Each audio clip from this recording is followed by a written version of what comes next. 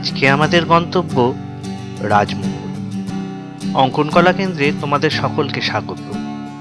চলো আজকে আমরা ঝাড়খণ্ডের রাজমহল থেকে ঘুরে আসি।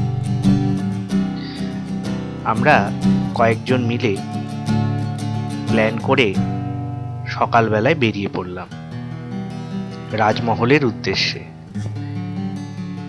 বালুরঘাট থেকে বুনিয়াদপুর এই 55 কিলোমিটার রাস্তা আমরা নিজেদের উদ্যোগেই পৌঁছলাম।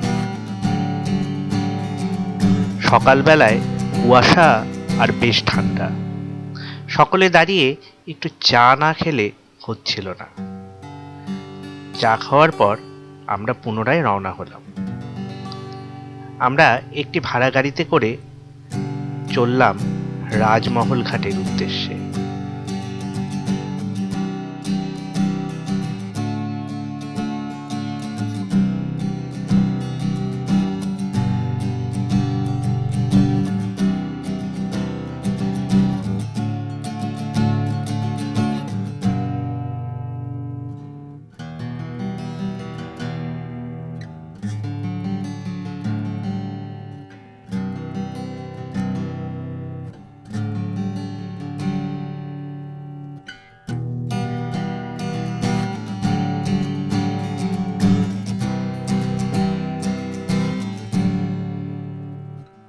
অবশেষে ঘাটে পৌঁছে আমরা টিকিট কেটে এই লঞ্চটিতে করে গঙ্গা পার করব। শুরু হলো প্রতীক্ষা। এই ছিল টিকিট কাউন্টার। এক নতুন অভিজ্ঞতা। সকলে মিলে আমরা লঞ্চে করে পার হব গঙ্গা।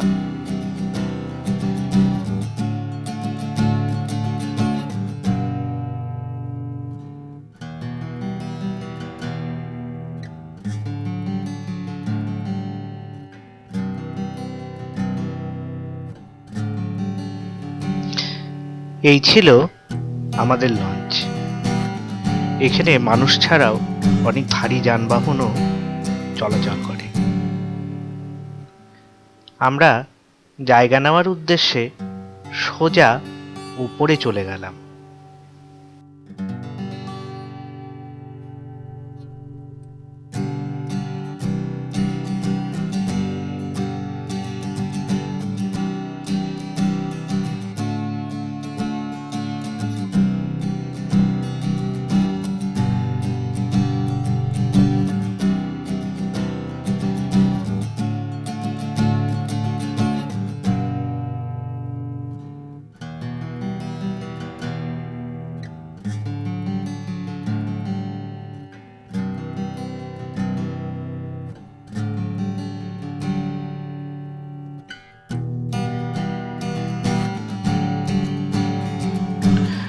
প্রায় 25 মিনিট নদীবক্ষে থাকার পর অবশেষে আমরা আমাদের ডেস্টিনেশন পয়েন্ট সেই ঘাট দেখতে পেলাম।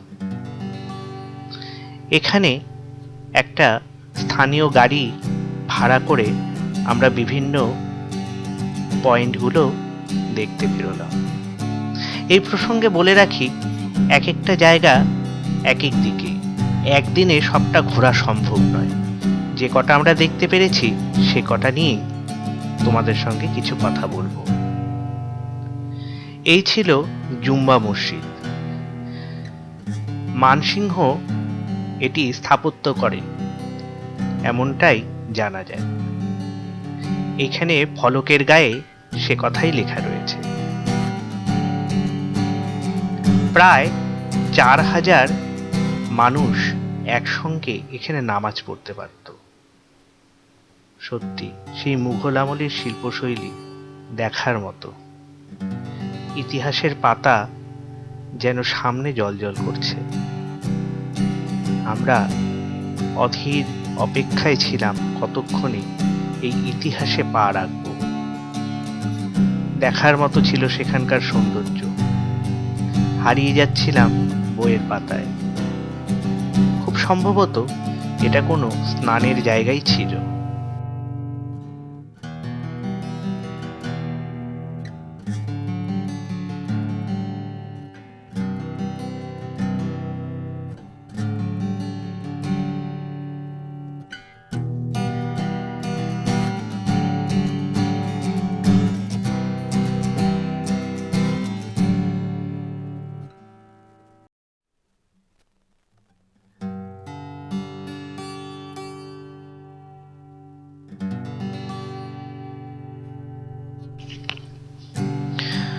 মসজিদের ভেতরটা ছিল অদ্ভুত কারুকার্যে পূর্ণ।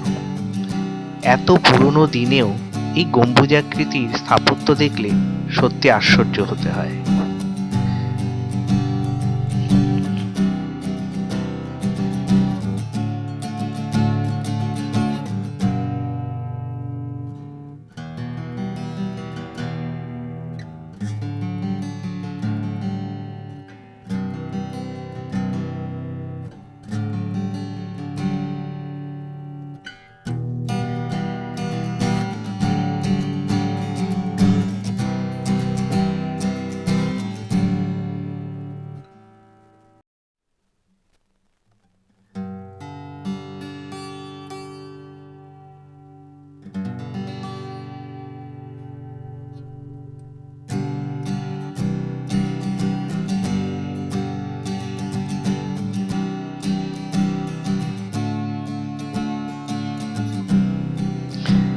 এরপর আমরা চললাম মতি ঝর্ণার উদ্দেশ্যে। সেখানে রাজমহল থেকে প্রায় 25 কিলোমিটার দূরত্বে এক প্রাকৃতিক ঝর্ণা রয়েছে। সেখানে এক শিব মন্দিরও রয়েছে পাহাড়ের তলদেশে। খুব উৎসুক ছিলাম জায়গাটি দেখার জন্য। এগুলো সবই প্রাকৃতিকভাবে সৃষ্ট। পরবর্তীকালে এগুলোকে সংরক্ষণ করে দর্শকদের দেখার জন্য ব্যবস্থা করা হয়েছে।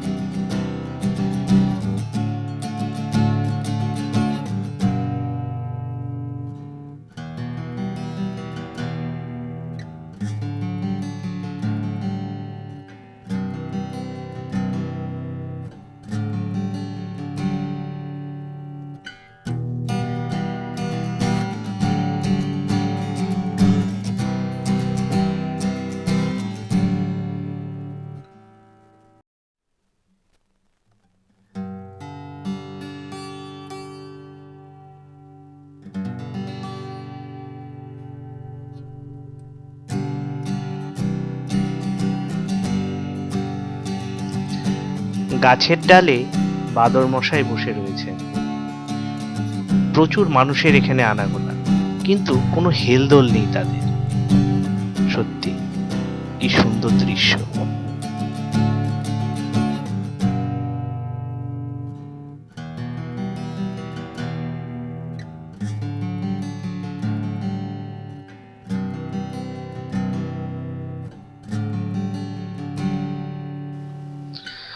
আমরা পাহাড়ের ওপরে সিঁড়ি বেয়ে ওঠার চেষ্টা করছিলাম ঠিকই, কিন্তু আমাদের সহকর্মীদের কেউ কেউ একটু ভয় পেয়ে যাওয়াতে সম্পূর্ণ পথ অতিক্রম করা সম্ভব হয়নি।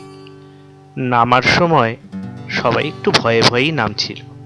ভিডিওটা দেখলে সেটা পরিষ্কার বোঝা যাচ্ছে।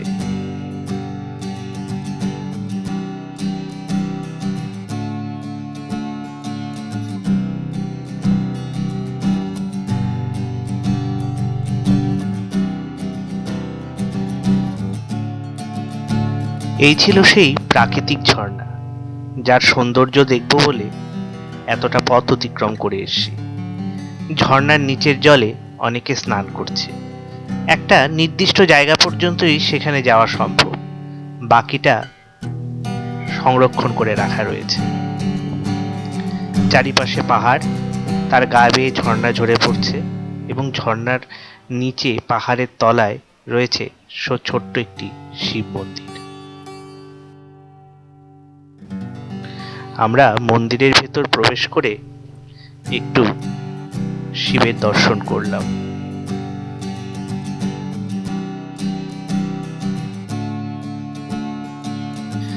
বেলা অনেকটাই হয়ে গেছে, খিদেও বেশ পেয়েছে।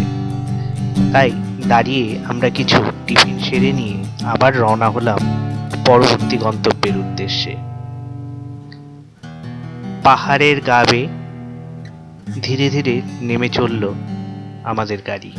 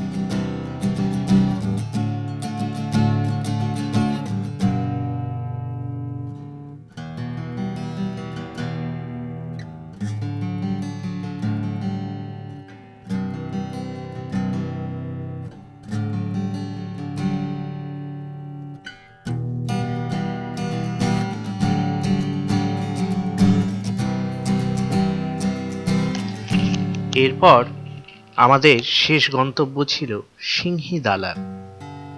এটি গঙ্গার ধারে অবস্থিত একটা স্থাপত্য। কথিত আছে মানসিংহ মিটিং করার উদ্দেশ্যেই এই জায়গাটিকে বেছেছিলেন।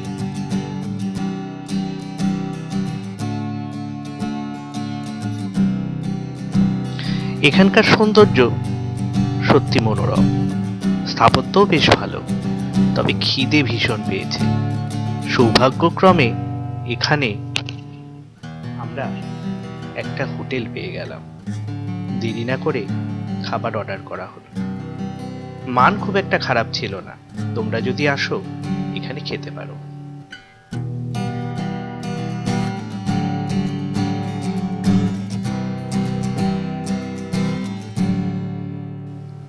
এরপর বোটে করে আবার 30 মিনিটের পথ অতিক্রম করে আমাদের পুনরায় ফেরার পালা।